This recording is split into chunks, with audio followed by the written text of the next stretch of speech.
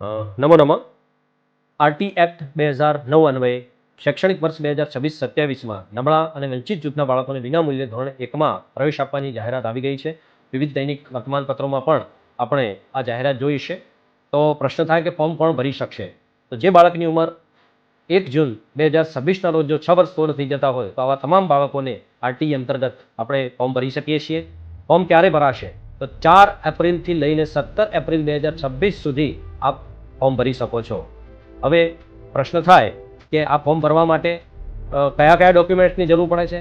તો મિત્રો, આપ સૌ જાણો છો કે બાળકના જન્મનો દાખલો, રહેઠાણનો પુરાવો, જેમાં આધાર કાર્ડ, રેશન કાર્ડને માન્ય ગણીએ છીએ, અને સાથે સાથે પિતાના આવકનો દાખલો, અને જો જાતિના દાખલાની જરૂર પડે તો જાતિનું પ્રમાણપત્ર.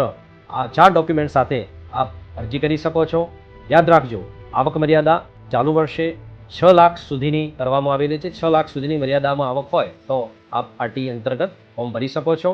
અને ફોર્મ ભર્યા પછી પ્રિન્ટ તમારે તમારી જોડે રાખવાની છે, ક્યાંય આપવા જવાનું નથી. અને આ સંલગ્ન કોઈ પણ માર્ગદર્શકની જરૂર હોય તો બનાસકાંઠા ડીપીઓ કચેરી ખાતે આ મદદ માટે એનો ટોલ ફ્રી નંબર પણ આપેલો છે. સાથે સાથે અમારી સમગ્ર ટીમ આપની મદદ માટે તૈયાર છે. અને આ સ્ક્રીન ઉપર આપણે એની સાઇટ પણ જોઈ શકો છો, જેના ઉપર જઈ લોગિન કરી અને આપ ફોર્મ ભરી શકો છો.